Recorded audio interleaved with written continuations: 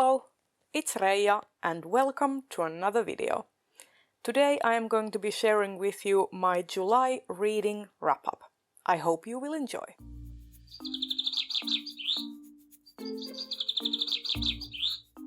The first book that I finished in the month of July was a memory called Empire by Arkady Martine.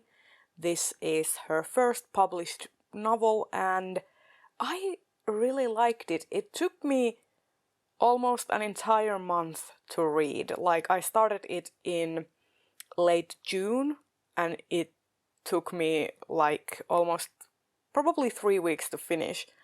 And it wasn't because I wasn't liking it, but reading this book really required me to have the use of my full faculties, so to speak, because it deals with so many interesting and fresh concepts that I had to be constantly thinking about them, and I had to be constantly ready to start figuring them out. This isn't an easy read. It isn't something like, let's say, A Long Way to a Small Angry Planet, which is relatively easy to understand in terms of concepts. This is a very high concept novel, and it was really good. First of all, the plot is like this small space station that is a mining station holds a key strategic post in the galaxy and is very key towards like space travel. And this huge empire has been vying to annex this independent space station. And so far the space station has been managing to keep its independence. And they have to send a new ambassador to the heart of the empire because something has happened with the old ambassador. And they have this technology called the Imago technology, where they basically take the memories, the recorded memories and the recorded entity, personality of a person, and then they can put it into another person's brain or brainstem as a sort of neurological implant.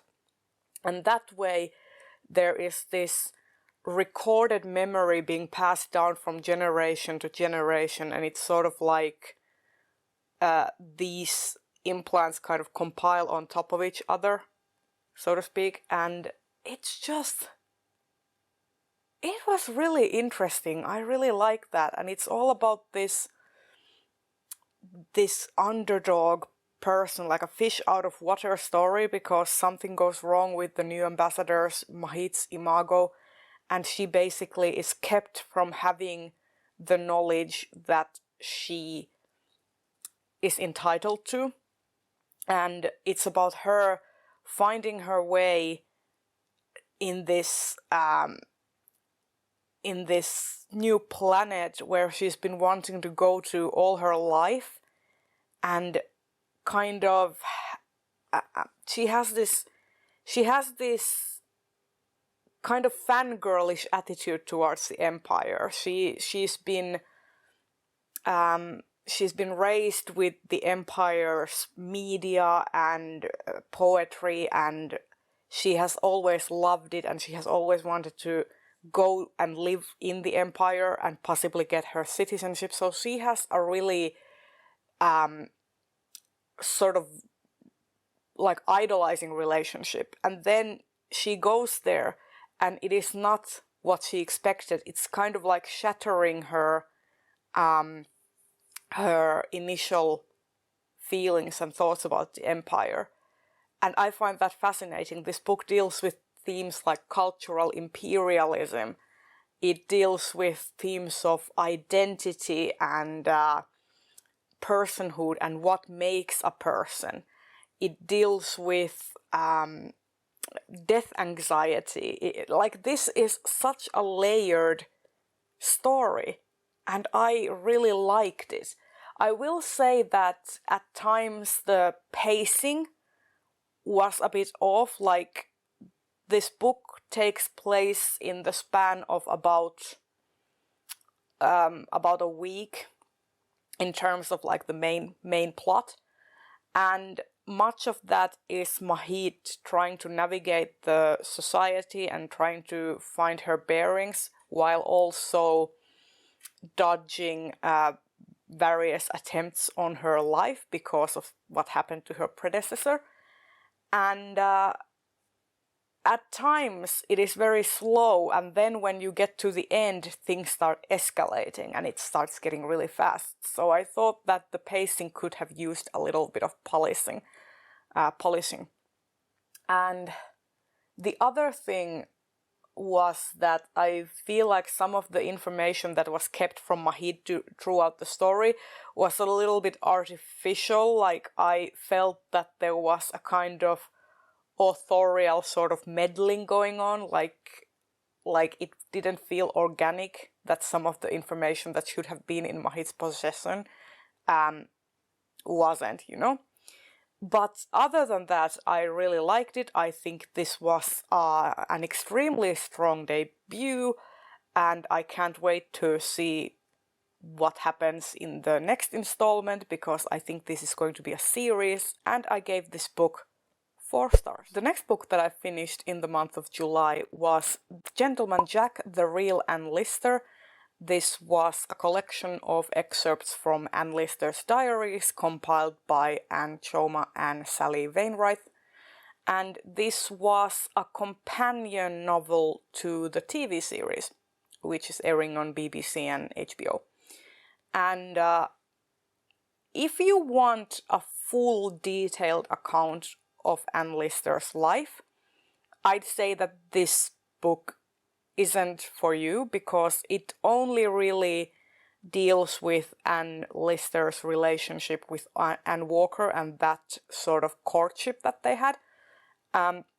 It basically goes through the events of season 1 of Gentleman Jack, the TV show. And it is very short. The audiobook I listened to was roughly 8 hours, and I think the physical book is a little under 300 pages, something like 270 pages.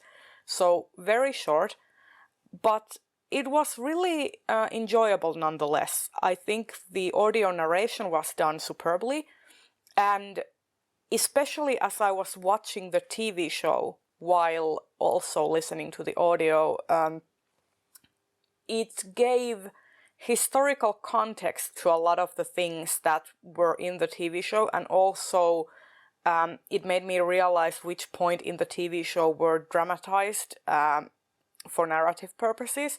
So that was really interesting. I think this is a very good resource if you want to know the historical facts and accounts of Anne Lister's life during this period, while also wanting to enjoy the TV show. I will say that because I was sort of expecting this to tackle more of Anne Lister's life, that was a little bit disappointing to me, that it only really delves into like 2 years of her life.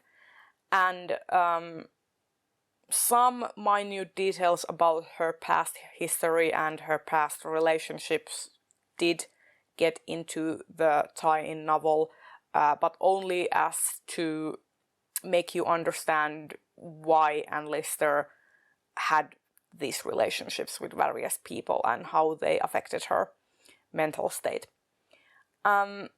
Also, this book was heavy on dates, and at points I was like constantly getting confused about where we were chronologically and what was happening, because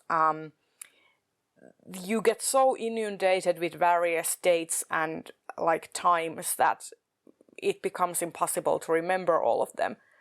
So that was a minus. And also I feel like a lot of emphasis was on Anne Lister's romantic relationship. I would have wanted to know a little bit more about the financial things that she was getting into. There was some of that, but for the most part it was about her courtship with Anne Walker. So I ended up giving this book 3.5 stars. It was enjoyable and I feel like I learned a lot, but it wasn't the true account of Anne Lister that I maybe was looking for. So if you have some suggestions where I could go for further reading on Anne Lister's life, let me know in the comments because I'm really curious to know. And the final book that I finished in July was Smoke Gets in Your Eyes and Other Lessons from the Crematory by Caitlyn Doughty. I listened to this on audio and it was narrated by Caitlyn Doughty herself and I really enjoyed it. I've been enjoying watching Caitlyn Doughty's YouTube channel Ask a Mortician and I wanted to read her books as well, and I found that this was as an audio on script and I had a chance to listen to it and I took it. This was very informative. I liked how Caitlyn Doughty explores her own experiences working in the death industry while also giving context in terms of legality in the United States concerning the death industry and death practices, as well as giving some relevant cultural information from like various global death practices and cultures relating to death in various key points during the novel. I thought that that was very interesting, and she kind of mixed in a lot of like personal details with professional details and also like gave you cultural context. That was really good. I felt that this was really strong in terms of keeping your attention focused and also giving you relevant information as you went along. But that said, I will also say that at points the book was very sort of melodramatic, and I would also say that there was a certain authorial hubris going on in terms of Doughty's sort of taking a lot of personal inspiration from these various people's like death stories. Like I feel that by sort of in a way dramatizing them, she sometimes made these people's deaths about herself, which I understand it's her memoir, but at the same time that made me a little bit uncomfortable. And there was also an extended part in the book where she deals with suicidal ideation and suicidal thoughts, which I think if you have ever had those thoughts or have attempted suicide, you should know beforehand. So just putting it out there, there is trigger warning for suicide and trigger warning for suicidal ideation that I think is very important to know before going into it, because that took me by surprise. And yeah, I still say that I enjoyed this book a lot, and I am going to be reading her second book this month. And I think that if you like her YouTube channel, Ask a Mortician, you will like this book, because it's pretty much more of the same in a novel package. I gave this book 4 stars and I highly enjoyed it. And there you have it. Those were all of the books that I read during the month of July. I hope you enjoyed this video. If you did, please consider giving it a thumbs up and subscribe to my channel if you haven't already. And I will see you in my next video, where I will talk about all of the comics that I read in July. Bye bye!